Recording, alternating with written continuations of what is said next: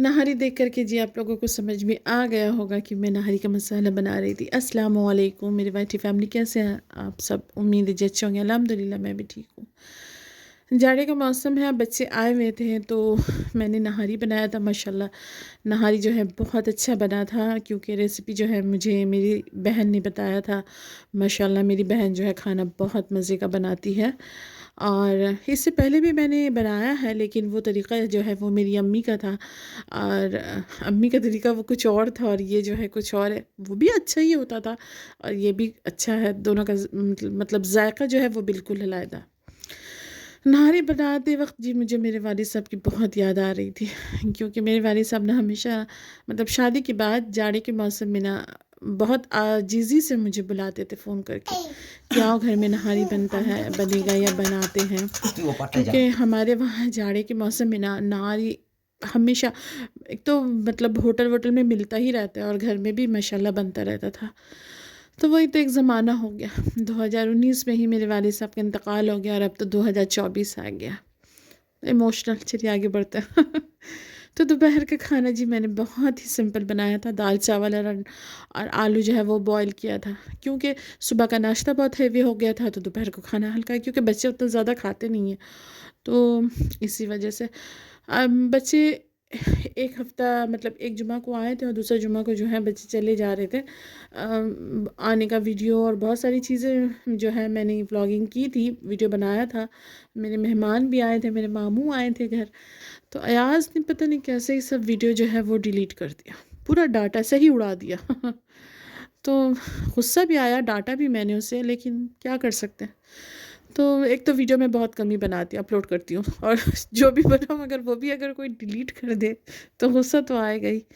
تو خیر جی، جاتے وقت جو ہوتا ہے، ایاز کی ناراضگی، عہید کا رونا، یہی سب، اور اس کے پاپا کا منانا، میرا سمجھانا۔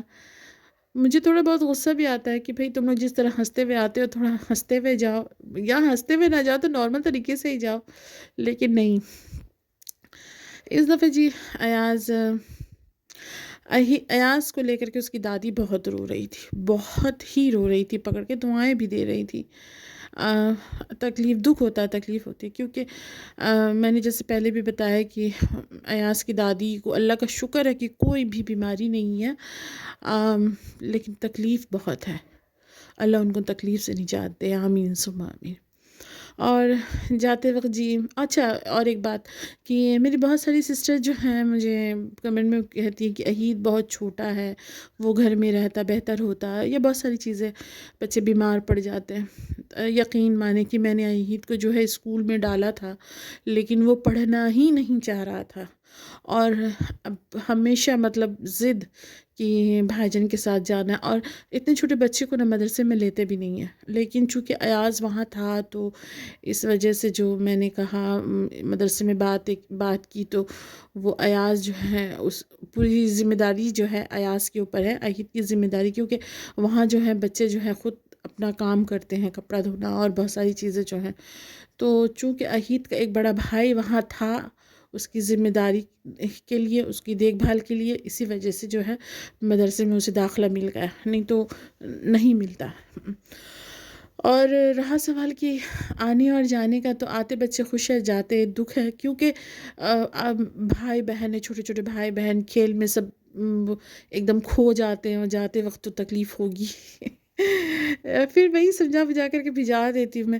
اور اب تو کچھ دن کے بعد پھر 2 مہینے کی لمبی چھٹی، رجب کے مہینے میں ان لوگوں کی چھٹی ہو گیا، پھر شوال میں جو ہے وہ مدرسہ کھلے گا، 2 مہینے کا لمبا چھٹی، گھر میں پھر انجوائے کرنا۔ اس کے پاپا گئے تھے جی چھوڑنے کے لیے، اور یہ چھوٹے چھوٹے بھائی بہن اس کو سی آف کرنے بھی گئے تھے۔ ماشاءاللہ۔ تو بس یہی ہے کہ آپ لوگوں سے درخواست ہے کہ میرے بچوں کے لیے آپ سب، دنیا کے تمام بچوں کے لیے آپ دعائیں سب کرنا کہ اللہ تعالیٰ سب بچوں کے لیے خیر کرے۔ اور یہ میرے دیور کے بچے جی شرارت کرتے ہوئے، بنگالی زبان نہ بہت میٹھی ہوتی ہے، اور آپ سنیں اور مجھے بتائیں کہ ان کی زبانیں، ان کی شرارتیں آپ کو کیسی لگی، مجھے کمنٹ میں ضرور بتائیے گا۔ মুড়ি আপনারা দেখছেন তো? হ্যালো বন্ধুরা, দেখে নিন মুড়ি দেখতেন তো? হ্যালো দেখে নিন ভালো করে দেখে নিন। হ্যাঁ পাচ্ছেন তো?